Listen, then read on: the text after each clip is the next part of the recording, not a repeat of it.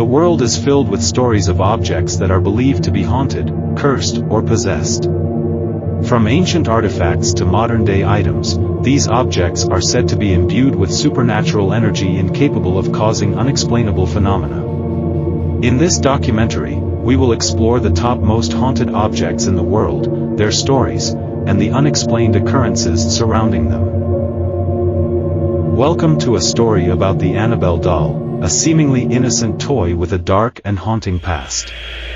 This doll has gained notoriety as one of the most haunted objects in the world, with a chilling story that will send shivers down your spine.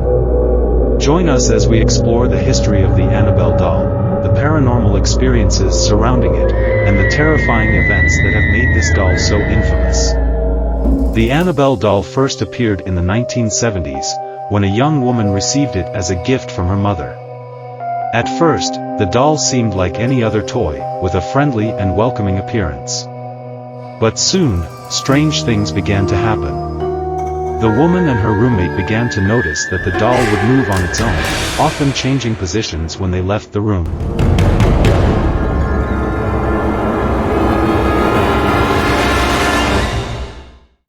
Sometimes, they would come home to find the doll sitting in a different place than where they had left it. As the days went by, the experiences with the doll became more intense. The woman and her roommate would wake up in the middle of the night to find the doll at the foot of their bed, staring at them with its lifeless eyes. They would also hear strange noises coming from the doll, like whispering voices or footsteps. The situation became so terrifying that the women sought help from a medium, who performed a séance to communicate with the spirit that was inhabiting the doll.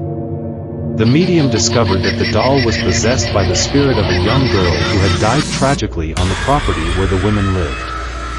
The girl had attached herself to the doll, using it as a vessel to communicate with the living world. Despite attempts to rid the doll of the spirit, the Annabelle doll remained haunted, with subsequent owners experiencing terrifying phenomena. One owner reported that the doll would move on its own, leaving notes written in a child's handwriting. Another owner claimed that the doll would attack him in his sleep, leaving bruises and scratches on his body. The Warrens were well-known paranormal investigators and were called in to investigate. They determined that the doll was not actually possessed by the spirit of a deceased child, as the girls had initially thought, but was instead being manipulated by a malevolent demonic entity. They believed that the entity was using the doll as a conduit to enter into the physical world and cause harm. After taking possession of the doll, the Warrens had it blessed by a priest and then placed it in their occult museum, where they kept it locked in a glass case to prevent anyone from accidentally coming into contact with it. The Annabelle doll remains a chilling reminder of the power of the paranormal, with a haunted history that continues to fascinate and terrify people around the world. Its story has been the subject of books, movies, and documentaries, cementing its place in popular culture as one of the most haunted objects in existence. So if you ever come across the Annabelle doll, beware, for you never know what spirit may be lurking inside.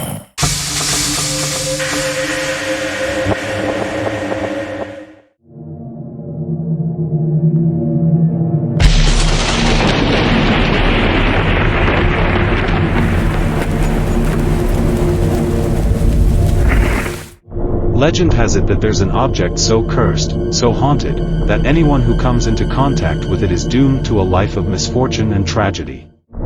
It's called the Dybbuk Box, and it's said to contain a powerful evil spirit that preys on those who dare to open it. The box's dark history dates back centuries, and it's been passed down from generation to generation, leaving a trail of death and destruction in its wake.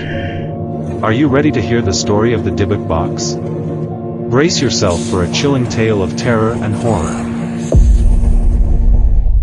The story of the Dybbuk Box begins with a man named Kevin Mannis, who purchased the box at an estate sale in 2001. At the time, he had no idea what he was getting himself into.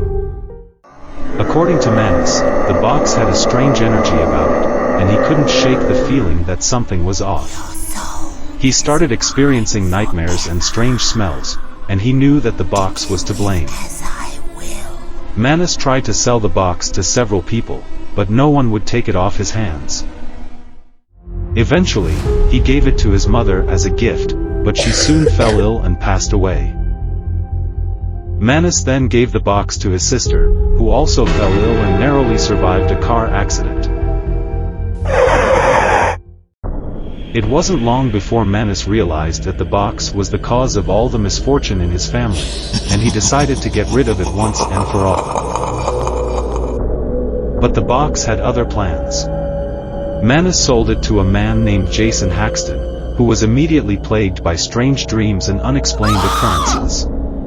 He even developed a strange skin condition that he believed was linked to the box. Haxton tried to dispose of the box, but it always found its way back to him. He eventually donated it to a museum in Missouri, where it remains to this day. The museum staff soon began experiencing strange events themselves. Visitors reported feeling a cold presence near the box, and some even claimed to see a ghostly figure hovering above it. One night, the box mysteriously opened on its own, and a foul odor filled the room. The staff discovered that the box contained human hair, a lock of hair from a child, and a small statue of a demon. They believed that the box was cursed by a Jewish spirit known as a Dybbuk, which possesses and torments its victims. To this day, the Dybbuk Box remains in the museum, locked away in a specially designed cabinet with warning signs all around it. Some believe that the curse is so strong that even looking at a picture of the box can bring misfortune. Others say that the box is a hoax, and that the curse is all in people's heads. But those who have experienced the Dybbuk Box's power firsthand know the truth.